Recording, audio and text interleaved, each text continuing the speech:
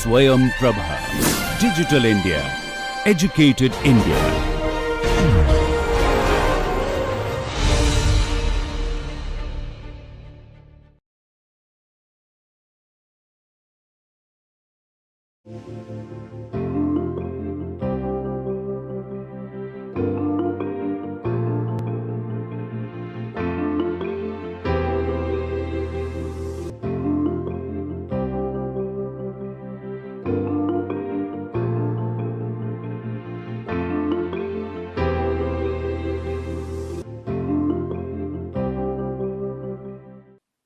Hello everyone, this is the fourth lecture of this week and today's topic is numerical integration. If you recall, we discussed in the first lecture of this week, if we have a weak formulation and that weak formulation need to be applied over every element and then eventually we'll get a set of algebraic equations and number of equations is same as the number of degrees of freedom we have in the element. There are two important tasks to be performed. One is the construction of shape function. We have seen in last couple of lectures how to construct shape function over different two-dimensional element. And another important task is the integration over the element. In most of the problem that we come across, this integration cannot be done in closed form because of the geometry of the element, because of the non-linearity associated with the problem, and in those cases we need to find out some technique which is numerical. Now today we will learn or we'll start the discussion on one of the widely used technique in the context of finite element method for numerical integration is Gaussian quadrature rule. Okay, so this is the weak formulation we already know, and in this weak formulation these are the integrations we have and these integrations to be performed. Now this integration is over the element length. This element length is h, which is equal to b minus a. We will understand the rule, understand the technique for one dimension, for integration in one dimension, and once we understand that, then we can extend it to higher dimensional element as well. So this integration needs to be performed.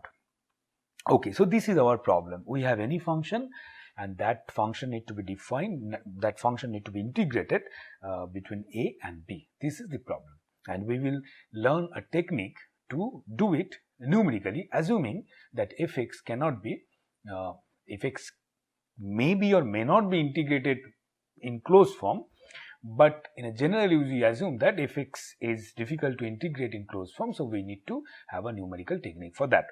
Now, so this is the problem we have. This is the problem we have, and this is the domain over which this integration needs to be performed. Now, suppose this is called the physical domain. Now, suppose define a domain which is like this, between -1 to 1, and this domain is called parametric domain. The reason why you have taken this domain, parametric domain, because we will see this technique that again we are going to develop. That technique is for a domain between -1 to 1. We will develop the technique for integrating any function between -1 to 1. So now then but our physical domain is this. What we need to do is now we need to define a map between the parametric domain and the physical domain. So this we have to define a map. This is a map. Now how to write that map? So map means we have to express x, which is in physical domain, in terms of the coordinate in parametric domain, and this is how it can be expressed. B minus a is already know is the length of the element.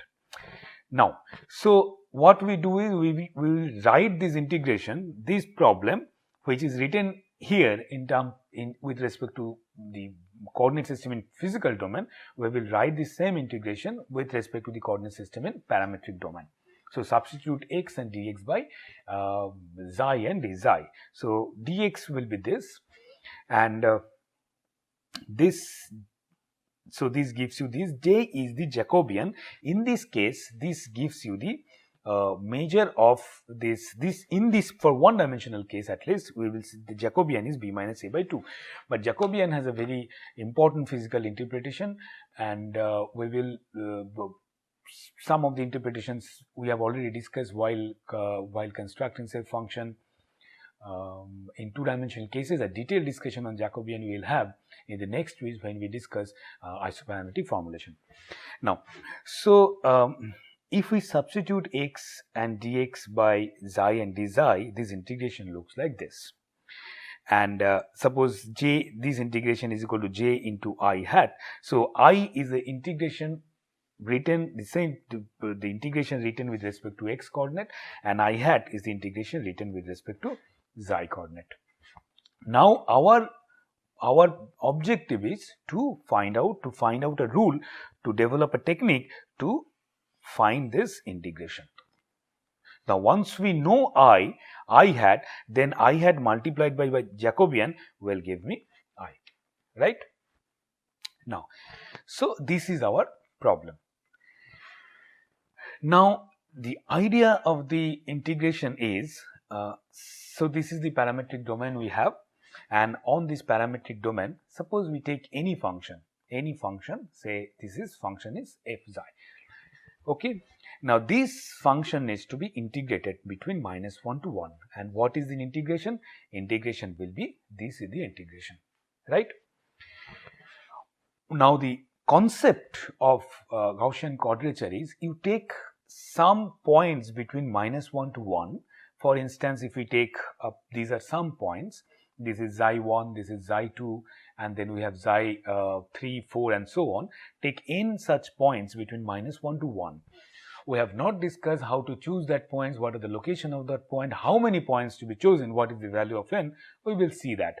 So take some points between -1 to 1 and compute the function f xi at each point. So compute f at xi1, similarly compute f at xi2, and then compute f at xi3, xi4, compute f at xin. So these are the function values at those points, xi1, xi2, xi3 and so on. Now the integration will be these xi1, xi2, xi3, xin, I'll call the integration points, and then the integration will be the function values at different integration points multiplied by some weights. Okay, the addition, summation of all such function values multiplied by their corresponding weights give me the integration, where w1, w2, wn are the weights. Now if you look at the idea, the concept here, it is exactly same. We know what is Simpson's rule, we know trapezoidal rule, and in all the rules we essentially did the same thing. We took some points and calculated the function values at those points, multiplied those function values with the weights, and then add all these values to get the integration. But the beauty lies in Gaussian quadrature is in choosing these points and then weights. We will see that in Gaussian quadrature these points are optimum, and through these points we can, for the minimum number of points, we can integrate it a polynomial of certain order in exactly. Now our job is to find out these integration points and weights. Okay. Now so I hat is equal to, so this is how this integration can be written. Suppose this is called w transpose because w is taken as the column vector, so w transpose, and this is f. Okay, so this gives us I hat is equal to w hat into w transpose into f. So this is the integration we have now. So what is the philosophy of Gaussian quadrature technique? The philosophy is that determine weights w1, w2, this should be w2, w2, w3 and so on, and the integration points xi1, xi2, xi3 and so on, so that the words written in blue color is very important, so that polynomial of a given order, say pth order polynomial is integrated exactly. So there are two important terms to be concentrated on. One is polynomial and one is exactly. It means the idea is that we want to develop the philosophy is develop a technique. The idea of the technique is take some points and then calculate the function values at those points, multiply by the weights, corresponding weights, and add them to get the integration.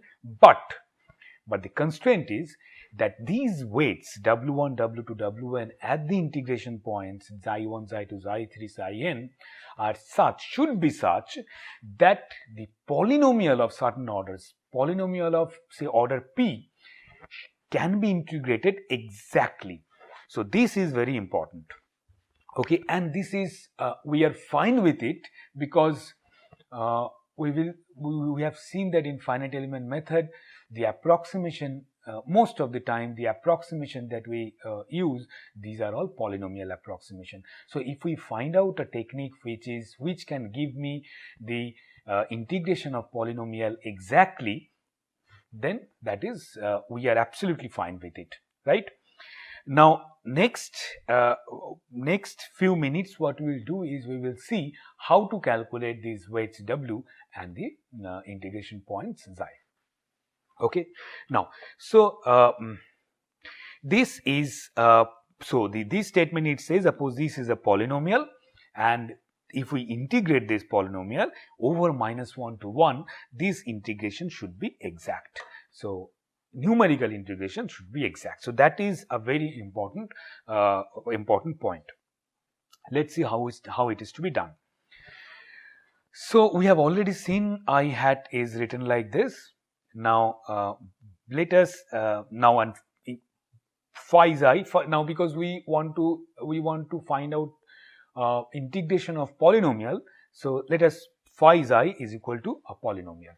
Okay, where phi 1, phi 2, phi 3 are the constants in the polynomial. So if it is pth order polynomial, we have p plus 1 term in phi xi. So now so phi xi can be written as this. So where this is p, the polynomial, and then these are the coefficients alpha. We have total p plus 1 such coefficients, and this is written as this. Now, so now these, let us find out now the function values at the integration point. So from this we calculate now what is phi xi1, f xi1, f xi2, f xin, and so on. So first at node number point number 1 xi1, let us find out f xi1. So this is f xi1, and similarly we can find out evaluate function at the point xi2. Similarly we can evaluate the function at all the points, all n points, right? So these are the function values at all the integration points. Now these can be written in a compact form like this. Okay, and this is say m, and this is alpha, we have already seen, and this is f, and then this together gives me. So now we have two equation. This is 1 and this is 1, and this gives you f is equal to m into alpha. Now if we combine these two equation, then we get I is equal to w transpose m alpha, right? So we have this. Now this is the integration performed numerically. So this integration is computed numerically via Gaussian quadrature technique. And again the idea what we have done here is, we don't know yet what are the integration points, what are the weights, but if we can find that, we have to find out, right? So what we have done here, we have taken some integration points and at every integration point calculated the function values and added them to get the integration numerically. So this is the expression for the numerical integration. Now if you recall, in the philosophy there are two important terms I emphasized. One is the polynomial and another one is exact. So polynomial we have just now seen, because the expression of f we have taken polynomial. Now the another part is the exact. So what we will do now is we will evaluate the integration of this polynomial in closed form, and then the integration of the polynomial in closed form between -1 to 1 should be equal to the integration computed numerically, and these when we equate them, these will give us necessary number of equations through which we can determine xi and weights w. So this is the integration we have, and if expression of phi xi is equal to this, let us substitute phi xi in the integration and perform the integration. So I exact will be this. So perform this integration between -1 to 1. If we do that, then we have an expression like this. Substitute the limit, and if we substitute the limit, our integration will be like this. So these are all the coefficients, and these are the integration of this monomial xi square and all between -1 to 1. Now this is suppose this is phi we have already seen, and this is suppose p hat. Okay, p we have used for this 1 xi square and so on, these monomials. Now this is the exact integration, and this is exact integration, and we already have seen that this is the numerically obtained integration. Now this integration should be numerically obtained integration should be equal to the integration in closed form, the exact integration. Now what we have to do is we have to compare these two integration obtained numerically and the exact integration.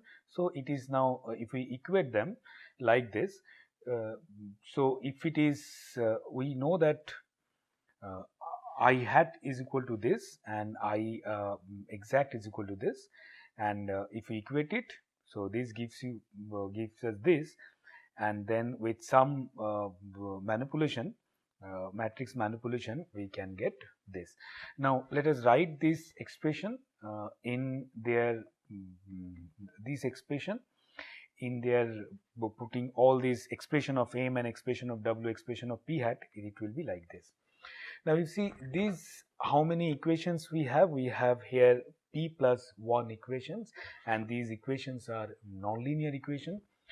What are the unknowns we have? We have weights are unknown, and then all the integration points are unknown. There are n integration points, there are n weights. So total we have 2n unknowns in this equation.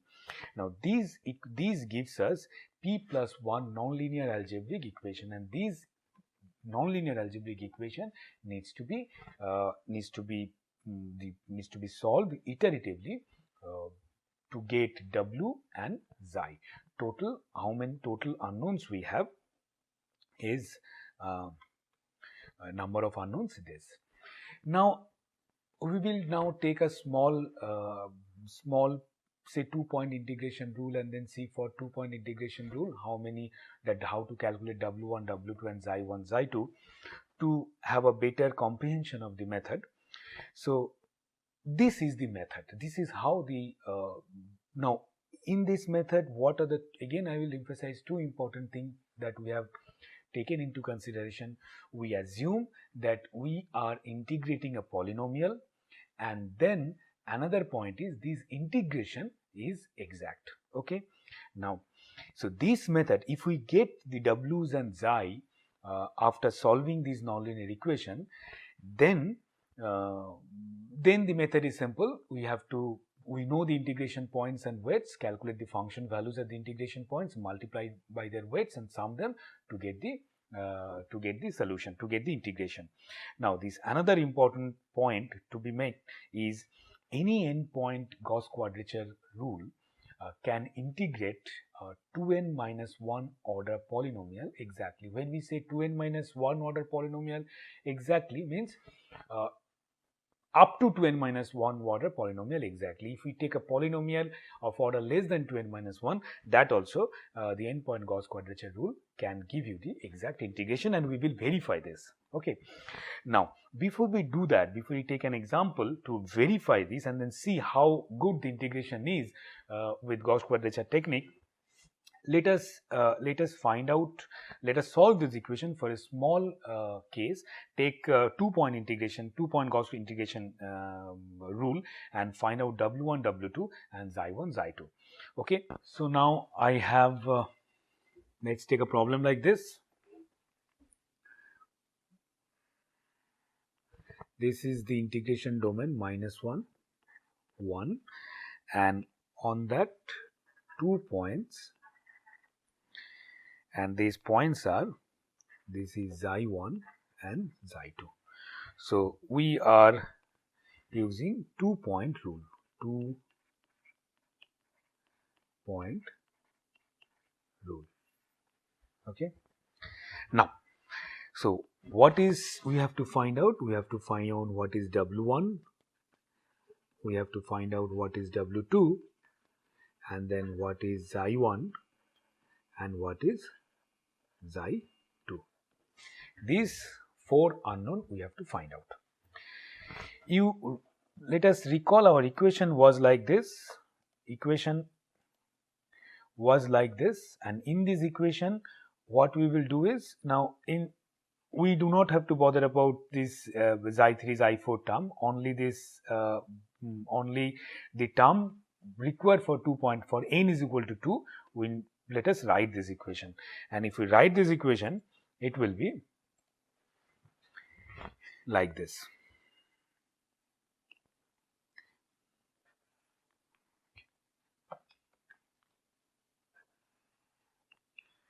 We have 1 1, then xi1 xi2 xi1 square xi2 square and xi1 cube xi2 cube.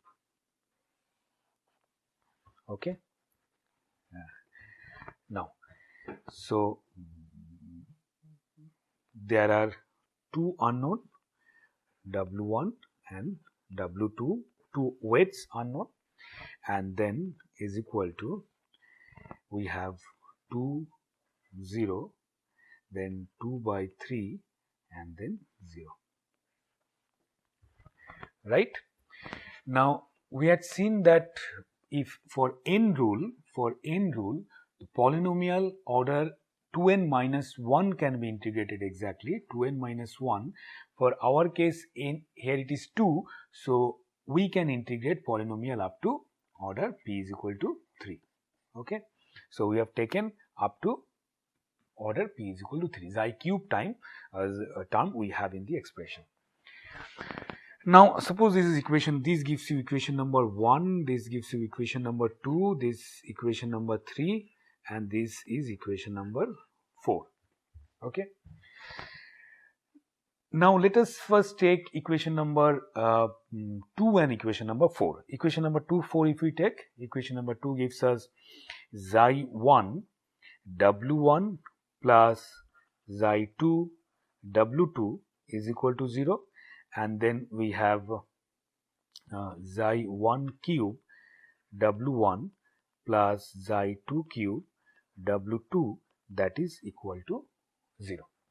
Okay. Now this equation, if you look at this, from this equation we can get xi1 is equal to minus xi2. Okay. Now if xi1 is equal to minus xi2, then again from this equation we can say that w1 is equal to w2. So this is from equation number 2 and equation number 4. Now let's take equation number 1. If we take equation number 1 gives you w1 plus w2 is equal to 2, and we have already seen w1 is equal to w2. So this gives us w1 is equal to w2 is equal to 1. So this is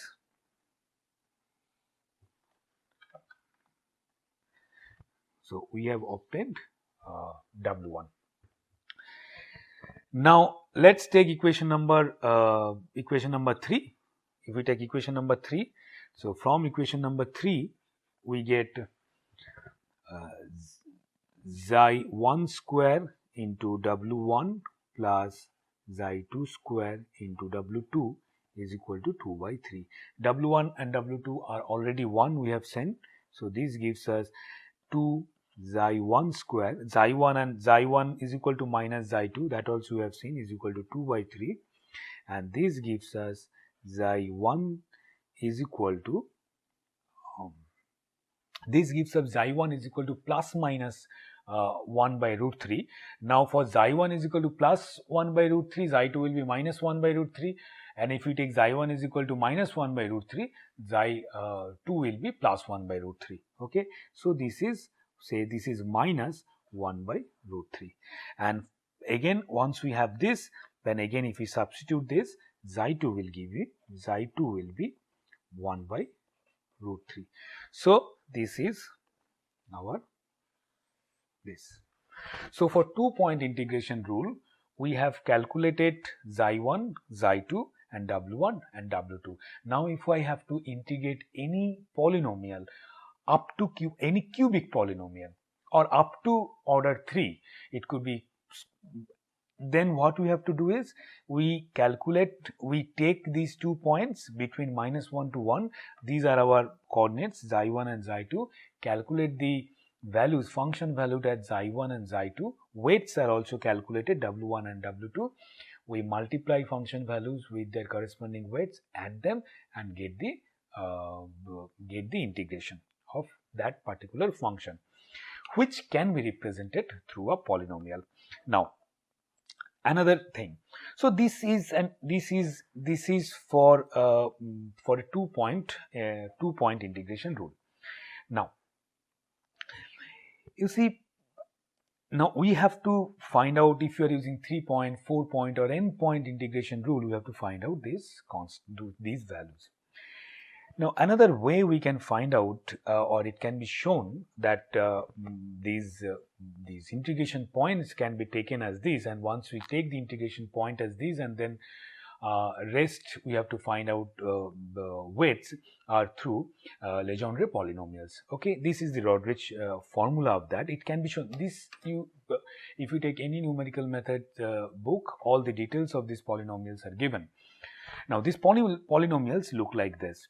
So for n is equal to 0, this polynomial is, this is the general expression of the polynomial. Substitute different values of n, will get different polynomial.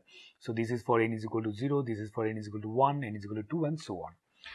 Now you can show that one important feature or properties of this polynomial, the roots of these polynomials, if we take any root, suppose this, you take this p2 if we take, or any pn if we take, this is the roots of these polynomials or zeros of these polynomials are distinct. Okay, so it can be shown that we will not do that exercise here, but if you take any numerical methods book, that exercise is given.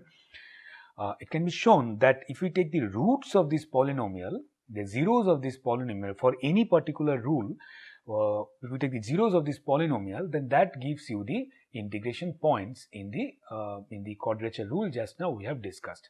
Now instead of calculating the xi1, xi2 through and xi3, xi4 and so on by solving a nonlinear equation, we can directly take the roots of this polynomial, corresponding polynomial, and once we have these values xi1, xi2 and all, we can compute the weights from the expression. For instance, just now we have computed for n is equal to 2, 2-point quadrature rule, we have just now computed xi1 is equal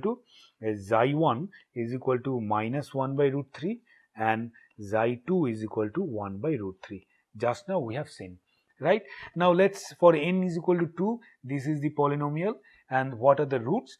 So p2 will be, p2 xi is equal to 1 by 2, 3 xi square minus 1, and if we equate them to 0, we'll get xi is equal to plus minus 1 by root 3, and you see this is the roots or zeros of this polynomial, and then these are the values we have obtained just now. Similarly, if we take n point, if we take say, if we take again for say take for n is equal to 3, for n is equal to 3, the roots will be p3 xi is equal to 1 by 2, 5 xi cube minus 3 xi, that is equal to 0. So it gives you xi, one root will be 0, one root is 0, say xi1 is equal to 0, and then so this can be written as, first let us write in a factor form.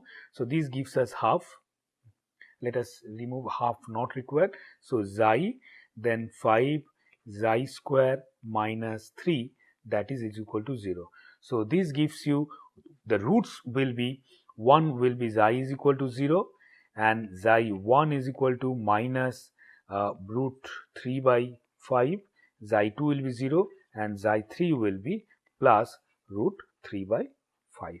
Okay, so these gives you the roots. Once you have xi1, xi2, xi3, we can compute the w1, w2, w3 from that, from the conditions. Okay, now these are the, if we compute xi integration points and their corresponding weights for different quadrature rule, these are the values.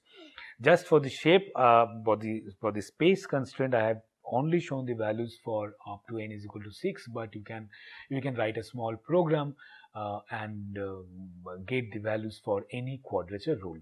Okay, now what we will do is, we will take we will now take a function, a polynomial function, and then apply Gauss quadrature or this quadrature rule to get the integration. We compare that integration with the closed form integration, and then see, and also for the same function we will use different quadrature rule and then see what happens to the integration. Let us do that exercise. Okay, now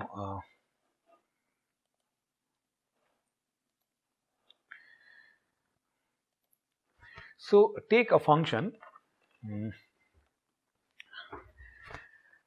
take any function, say fx is equal to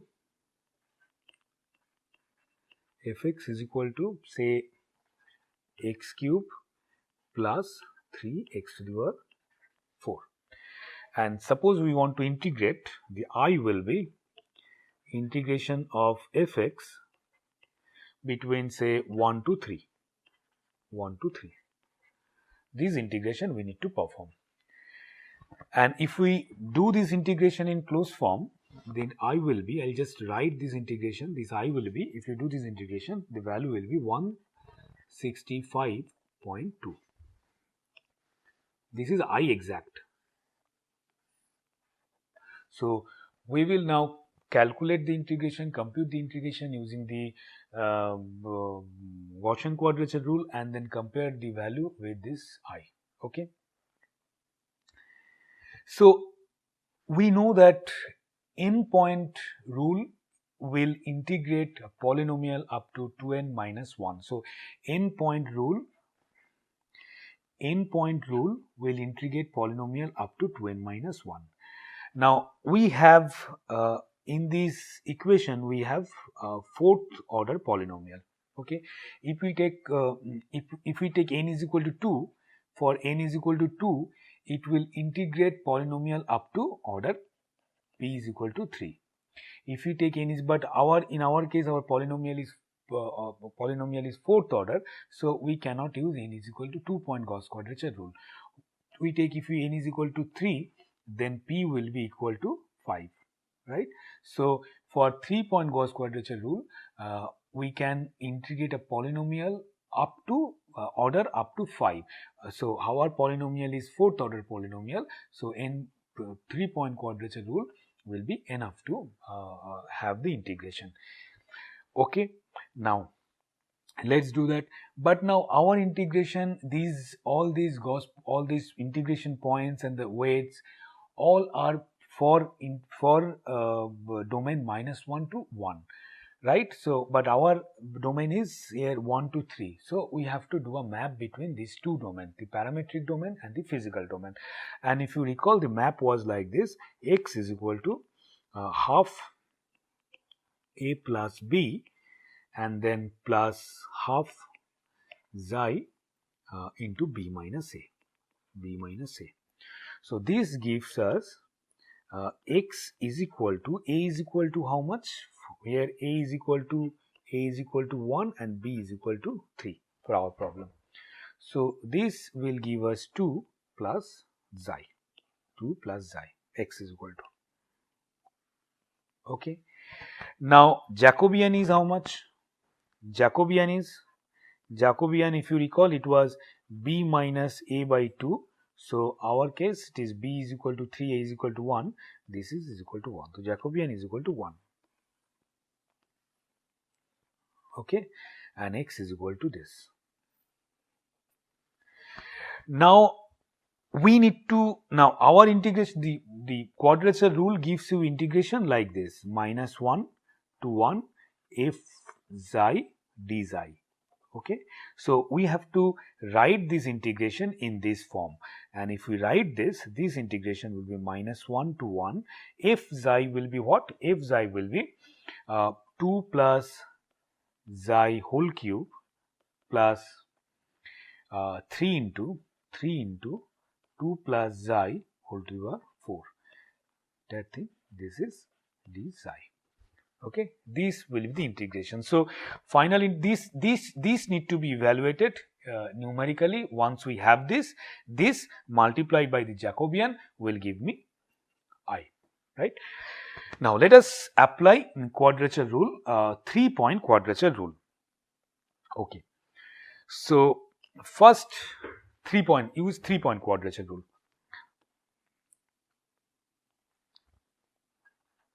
3-point rule. Okay, now suppose we write in a tabular form.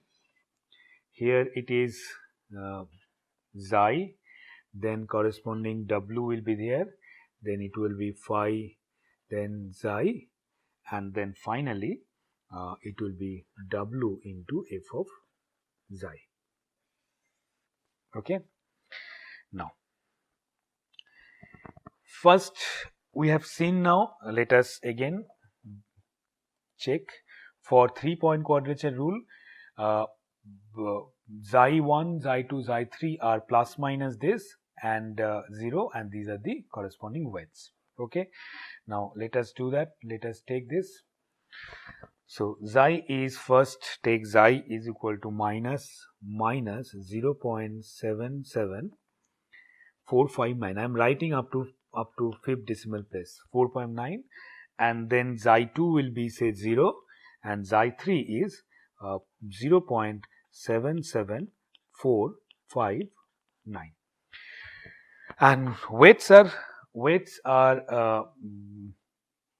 this is 0.55555, this is 0.88888, and again 0.55555. Okay. F xi we have just now seen, f xi is equal to this. Now we have to substitute f xi. This part is f xi. This gives us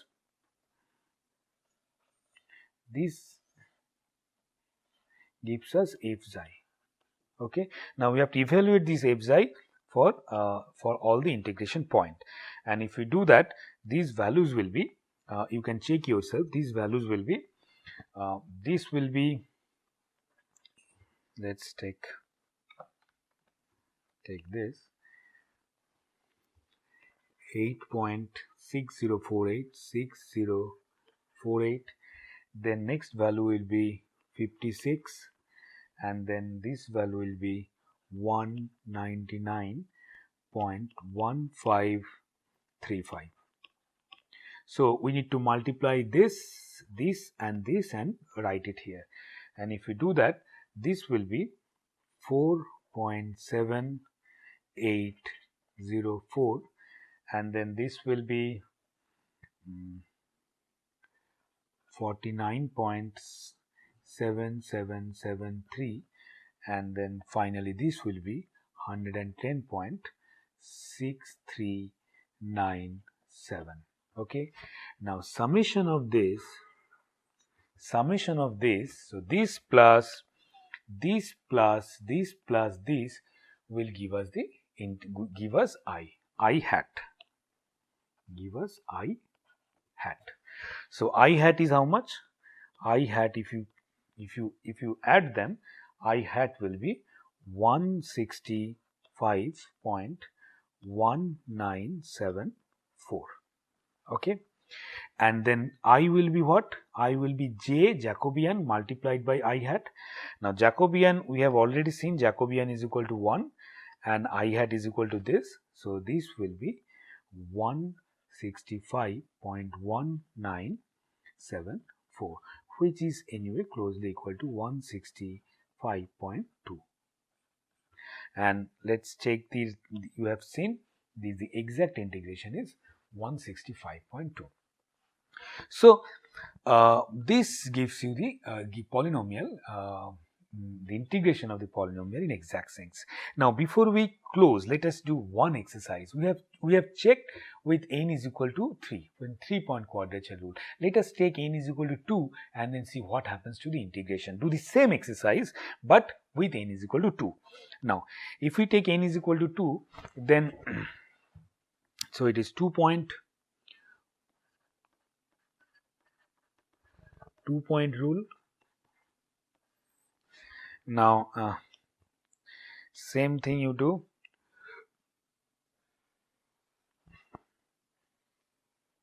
This will be xi, this will be w, then f of xi, and then w multiply f of xi.